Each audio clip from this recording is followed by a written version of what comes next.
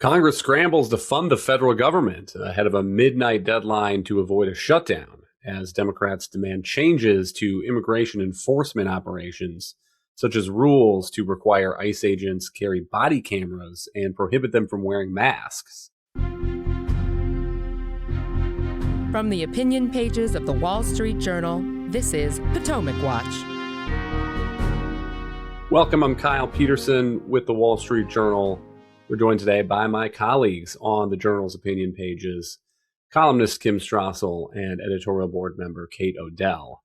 Well, it's deja vu all over again, as Yogi Berra said, or maybe he didn't say, because you can never be too sure about Yogi Berra quotes. But after history's longest government shutdown last October and November, including tons of canceled airline flights, inconvenienced travelers, here we are again on a Friday afternoon wondering what the heck Congress is going to do in the next several hours. Kim, you've been watching this closely. Give us a sense of what the argument is coming down to and what's the state of play. So here's what's happening. There are 6 bills that need to be passed to finalize the rest of appropriations for fiscal 2026.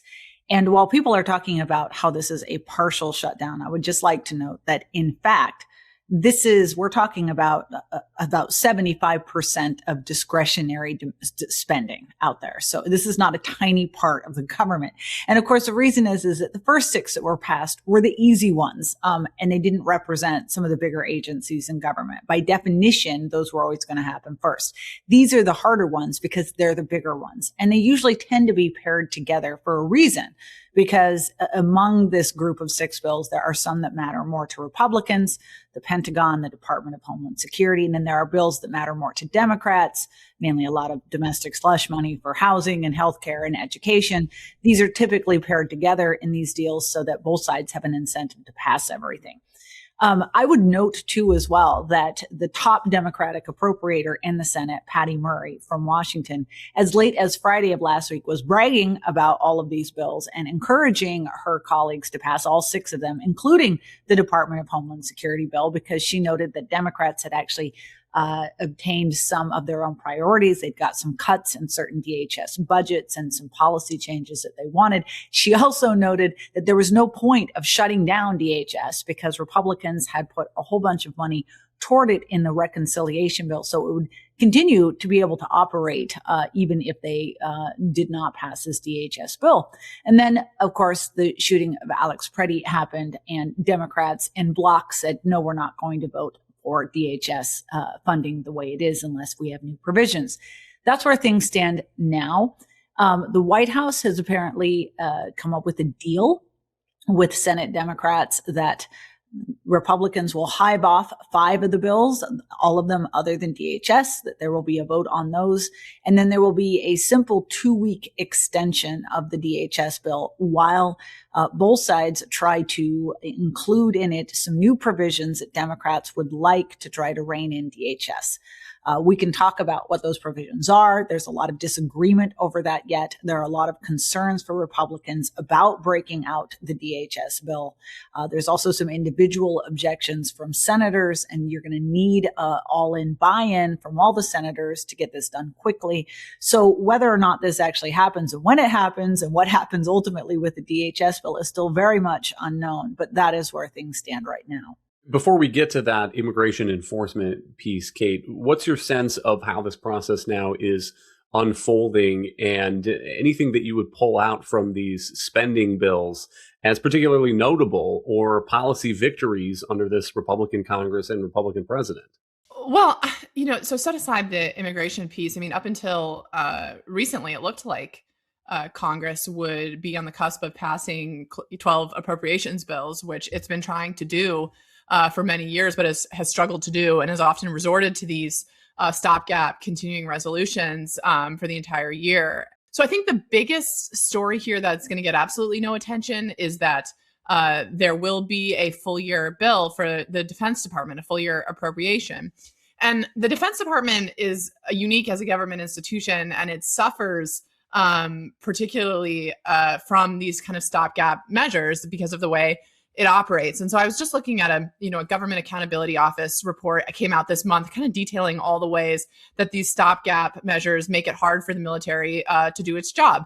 you don't have funding from Congress and it's all in last year's accounts, and maybe you can't send a group to an exercise in the Pacific, or there's an example in it where the Air Force was trying to update some important hardware on F-15s, couldn't get the contract out the door in time, had to be delayed, was all then problems with parts. I mean, so these cascading effects of these stopgap measures really do matter to the Defense Department. And when people imagine, the Pentagon is this kind of like bloated institution with that, that it spends inefficiently. Well, this budgeting this way has really been a prime driver of not spending those dollars as best as they could. And so this getting a full year bill as across the finish line is a big achievement, even if that is a low bar. And then let me say just one quick thing about the substance of the bill and Trump's kind of priorities in it. The Congress did manage to plus up defense by, I think it's by $8 billion over what the president asked for. He was proposed a more flat budget, and they added some extra in. And I think where it's particularly noteworthy is the Pentagon is making, I think, a generational run at having more missiles of all types. We've learned that we don't have enough from Ukraine, from our strikes on Iran, that we need a deeper arsenal. And so this bill does supercharge investment in expanding munition lines in a way that I think is notable. So I think that's probably the biggest Trump accomplishment in it. And I mention all that, like I said, because defense is the first duty of government, and it is completely lost in this larger maelstrom over the funding bills. Kim, what's your sense of that same question, the overall spending picture here, and this point about regular process, which is something that Republicans have been talking about getting back to for a long time? No more of these huge continuing resolutions, these omnibus spending packages at the end of the year. There's something to be said for a victory on regular process. Yeah, yes. And by the way, I want to completely back up Kate that this is fantastic, especially with regards to the Pentagon, that progress has been made here and that we're not doing things on a continuing resolution. That being said, I would like to remind everyone what a low bar we are beginning from and not give Congress just too much credit. I mean, yes, we're not doing a blowout bill a couple of months after the deadline in September, one just huge giant 7,000 page bill. Okay, that's an improvement. We are nonetheless 4 months out from the deadline, and we still are doing this in two giant packages. And I would like to point out that, we're still a long way from regular order by any means. But also, if you're just looking at this as a whole, this is a $1.7 trillion discretionary budget. It's about a $24 billion increase over fiscal 2025 levels. That is equivalent to about 1.4%. You could say, hey, that's better than 6%, which we've seen in some prior things. At the same time, there were targets that were put in place back in 2023. They were binding in 2023 and 2024 and 2025. This was the first year that the targets were laid out and they were non-binding. And since they were non-binding, Congress has, washed through them. They were supposed to try to stick to a level of 1% increase. This is a 1.4% increase. So it's like a 40% more than they were supposed to spend. And one more thing I would note, it's not getting a lot of attention, although Democrats are bragging about it, is that some of these spending bills actually also reverse some of the executive cuts the president made. Now, we don't even know if those are legal. Those are being fought out in court under the term impoundment. But it's notable that Republicans and Democrats together decided that they were going to ignore the president's will on that and insert some of this money back into those spending bills. Kate, turning now to the strategy of separating out the most controversial, the thing that the Democrats are holding out, using their leverage to try to get some concessions on. What do you make of that as a strategy? Notably, it is one that President Trump has thrown his weight behind. Here is the Truth Social post from the other day. The only thing that can slow our country down is another long and damaging government shutdown. He went on to say that Republicans and Democrats in Congress have come together to get the vast majority of the government funded until September, while at the same time providing an extension to the Department of Homeland Security. He called for Republicans and Democrats to give a much needed bipartisan yes vote to this. Though I wonder how it changes the dynamics in the Capitol on the, as they negotiate out in what they expect to be then a 2-week long process to figure out what is actually going to be in that Department of Homeland Security bill. I mean, it seems to me that it is maybe giving additional leverage to the Democrats who want some concessions on that, if by holding out for those concessions, they are not going to be holding up 75%, as Kim says, of domestic discretionary spending. The Democrats are the minority party, so they have limited leverage. And by limiting the fallout that they can create by holding out for concessions, it almost gives them an incentive to continue pushing. It does give them maybe some incentive to continue pushing. I mean, I guess I sort of see this a little bit differently because, look, the president is recognizing that the public is souring on his immigration approach and that he needs to modulate it. And I think Tom Homan's speech this week was a testament to that. And so I think he conceded the reality that he wasn't going to get a DHS bill through at the same time. And that was certainly not the preference of congressional Republicans to do that for all the reasons you're describing. And because a 2-week continuing resolution, that's very brief in the life of Congress, who doesn't work as much as the rest of us. And so they will be right back negotiating the details of that on the brink again with just that part of the government. So I do think it is in some ways a political loss for Republicans that they weren't able to pass all of these bills. And I think that flows directly from the events in Minneapolis. At the same time, I think there is merit to getting some of the government funded, including, like I was describing, the Defense Department. I think that's important. I think also that the Democrats have to be careful here because they don't seem clear on exactly what they want to extract. They might have been able to extract some policy changes from the president outside the appropriations process, even if they had even within this dynamic, without cutting off the bill from the rest of it. And then also, again, Democrats negotiated this is a bipartisan DHS bill. Some of their priorities are already in it. So I do think it's a questionable strategy because you also, as time goes on, as Kim mentioned earlier, Republicans covered ICE funding in the reconciliation bill that Republicans passed on a party line vote last year, and they did the same. They made massive payments on Trump's, border wall and other immigration priorities because they knew those were going to be hard to get Democrats to agree to. So to some extent, a lot of the Republican priorities are going to carry on because of that money. And then you have other things in the DHS bill, like the Coast Guard and TSA, that will be left in a lurch if they were to not pass an appropriations bill for it. So I think you're right that Democrats have some leverage here to extract some policy concessions, but they have to do more than just posture for their implacable base and actually get to the table with a set of list of things they want and then take the yes. Kim, the reporting that I've seen suggests a few ideas that Democrats might be pushing for here in terms of putting provisions in this bill that affect immigration and customs enforcement operations. One that I've seen floated is a policy to ban ICE agents from wearing masks. Another would be to require judicial warrants from an Article 3 judge, essentially, for ICE arrests. And a third would be to require ICE agents to carry body cameras.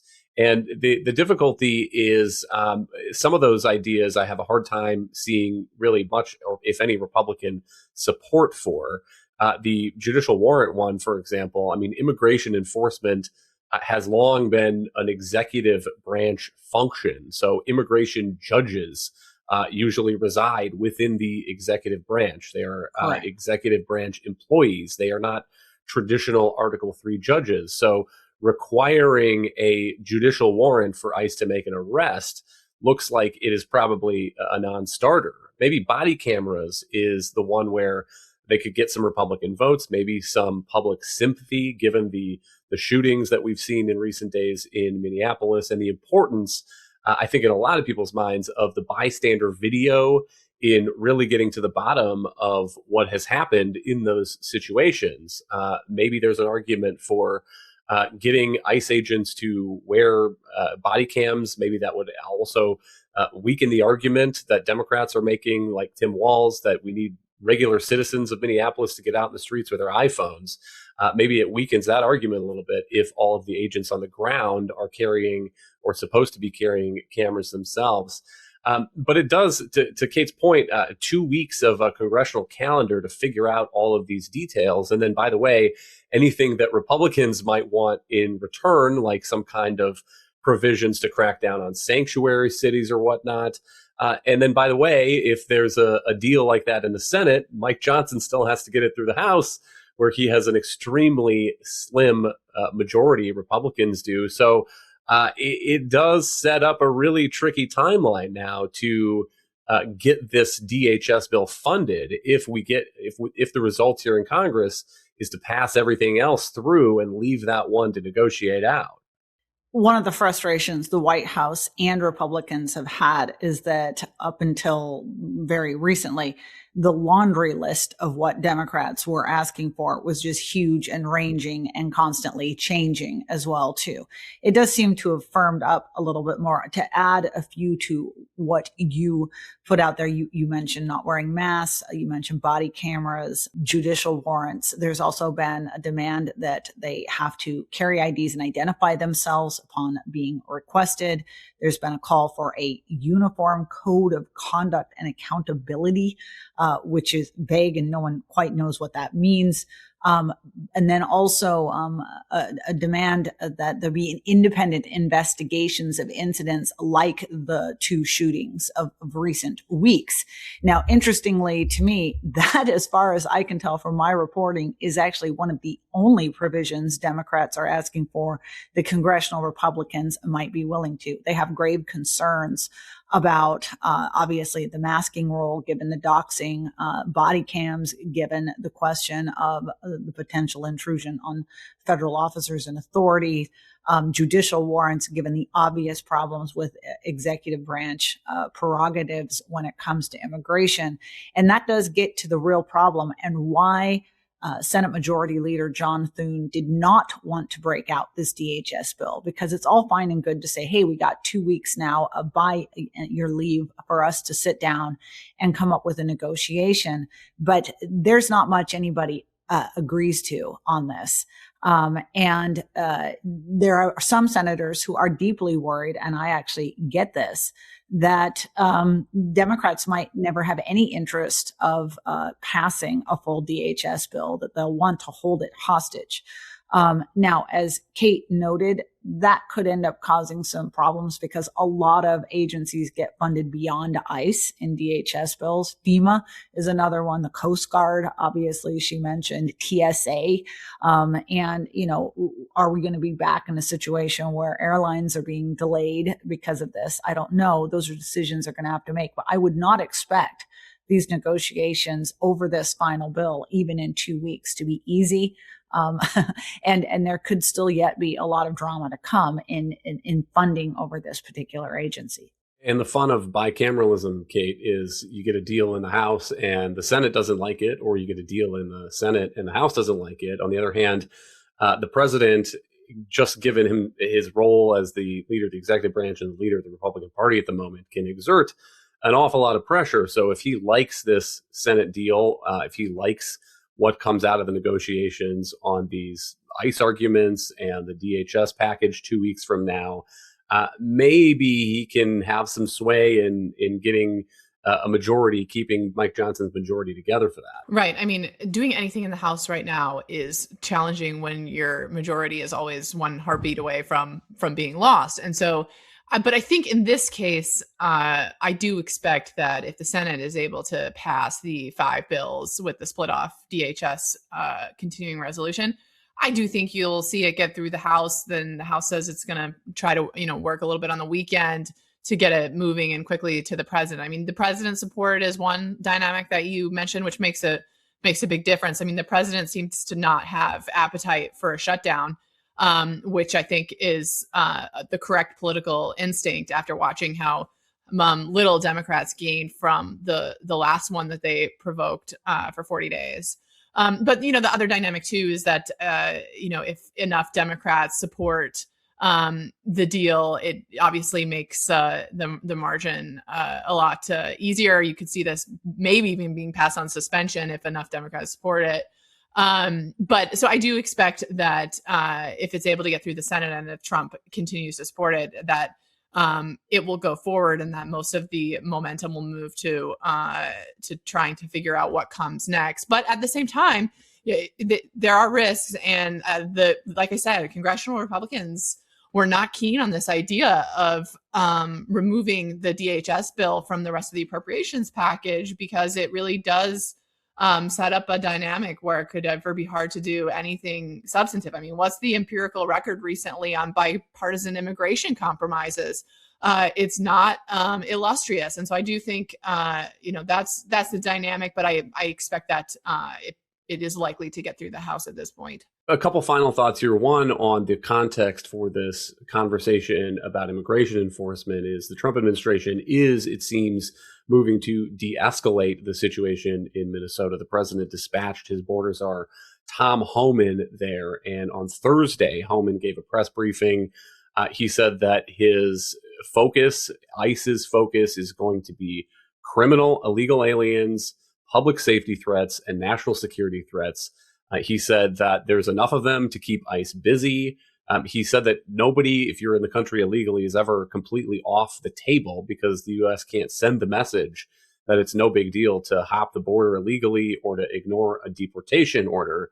But he said that he is meeting with local and state officials, trying to get some agreements to let ICE do more detentions, picking people up who are already under arrest in state and local jails.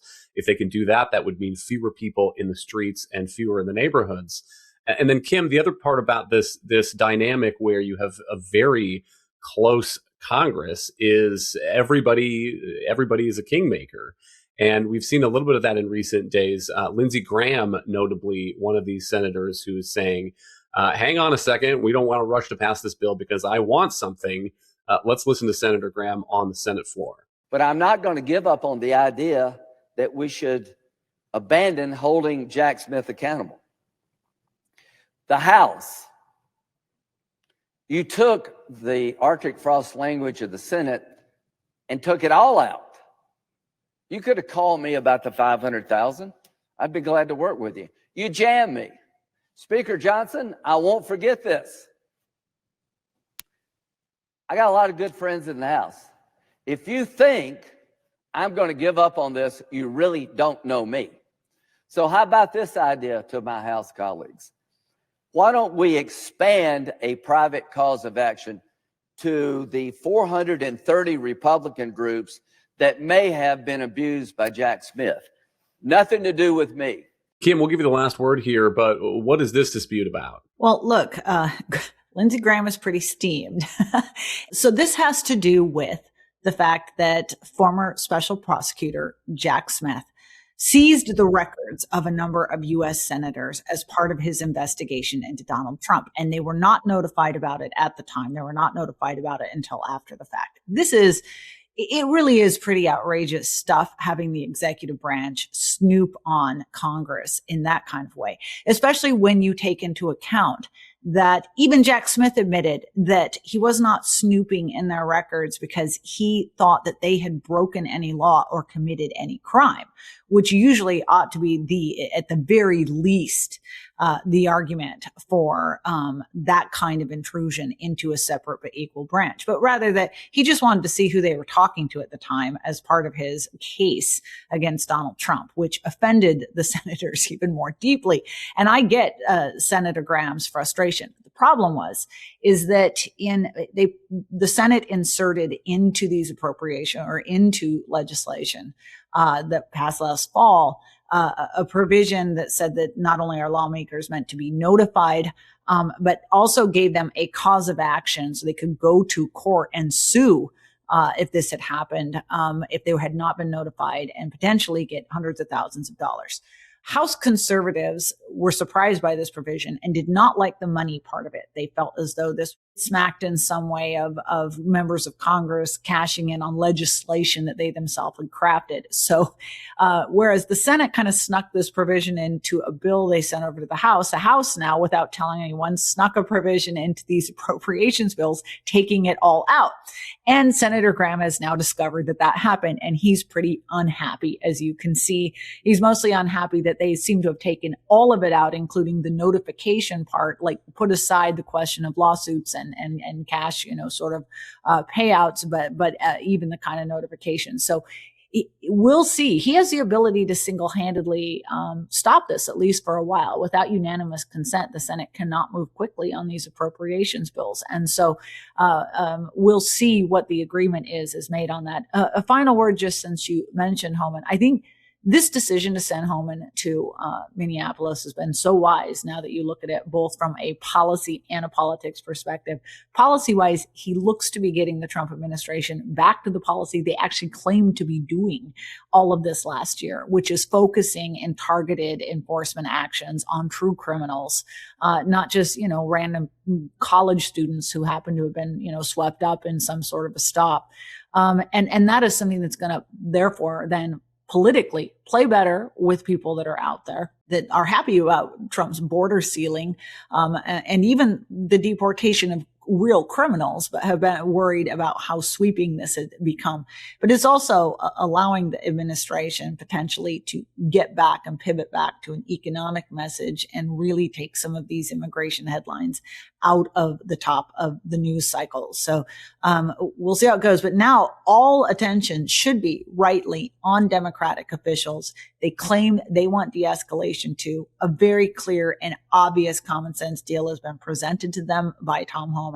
And the responsibility really ought to be on them now to say yes and offer some cooperation. Thank you, Kim and Kate. Thank you all for listening. You can email us at pwpodcast@wsj.com. If you like the show, please hit that subscribe button, and we'll be back next week with another edition of Potomac Watch.